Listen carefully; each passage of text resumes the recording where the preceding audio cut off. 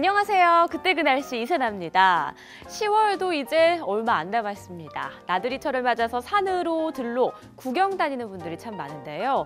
좀 불씨 관리는 잘해야겠습니다.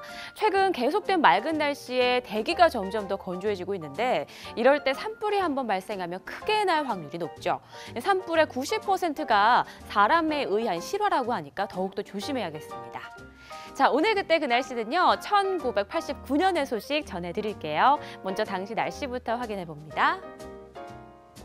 산마다 단풍 한창이라고 나와 있네요. 네, 89년 오늘도 어김없이 가을사는 울긋불긋 예쁘게 옷을 갈아입고 있었습니다. 이날 기온을 좀 보니까요. 일교차가 10도, 많게는 15도까지 났는데요. 이렇게 일교차가 크게 날수록 단풍의 색은 더 곱기 마련입니다. 그런데 우리 시청자 여러분은 단풍이 드는 원리에 대해서 혹시 생각해 본 적 있으신가요? 좀 간단하게 설명을 드리면 기본적으로 식물이 푸른 것은 엽록소 때문이라는 거 다들 알고 계시죠? 엽록소는 식물이 광합성을 하기 위해서 엽록체의 색을 나타내는 건데요. 가을이 되고 일조량이 줄어들면 당연히 광합성의 양도 줄어들게 되죠. 활동하지 않는 엽록소는 점점 분해되고 주황색이나 노란색 같은 성분만 남게 되고 우리에게 단풍이라는 결과를 가져다 주게 됩니다. 89년도 오늘도 이렇게 평온한 가을 날씨가 이어지고 있었는데요. 그런데 한 지역에서는 이런 날씨와는 어울리지 않는 조금은 미스테리한 사고 소식이 있었습니다. 하늘서 6kg 얼음 떨어져 식당 지붕 폭삭. 네, 제목만 봐도 그야말로 마른 하늘의 날벼락 같은 일이죠. 어찌 된 일일까요? 내용을 좀 자세히 살펴볼게요. 20일 오전 7시 40분께 경기도 평택시 죽백동에 있는 아스콘 공장 식당에 14인치 텔레비전 수상기 크기의 얼음덩이 한 개가 지붕 철판을 뚫고 떨어져 일하던 분이 기절, 병원에 입원하는 소동을 빚었다. 세상에 14인치 텔레비전만한 크기의 얼음이라뇨. 하늘에서 떨어진 얼음 하면 생각나는 게 바로 우박인데 당시 중앙기상대에서 파악한 결과 우박이 생길 만한 기상 조건은 아니었다고 합니다. 결국 미스테리로 남았는데요.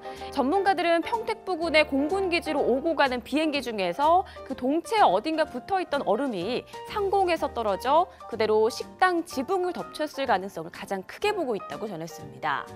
참 이건 뭐 피할 수도 없고 막을 수도 없고 벼락 같은 사고에 놀라신 종업원분은 많이 다치시진 않았을까 걱정이 되네요.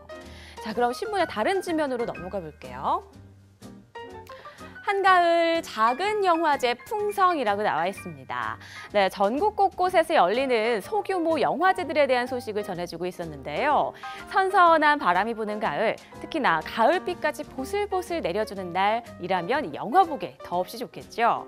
신문에서는 특히 영화배우 신성일 씨가 세운 영화사 성일 시네마트의 영화제 소식까지 전해주고 있었습니다. 16년 전 이날처럼 지금도 전국 곳곳에서 크고 작은 영화제가 열리고 있습니다. 최근 성황리에 막을 내린 영화인들의 축제, 부산국제영화제, 역시 지금의 대표 영화제라고 할 수 있죠. 이제는 끝나버린 영화축제에 많은 분들이 섭섭해하실 수도 있겠지만 아직 굵직굵직한 영화제가 한참 많이 남아 있습니다.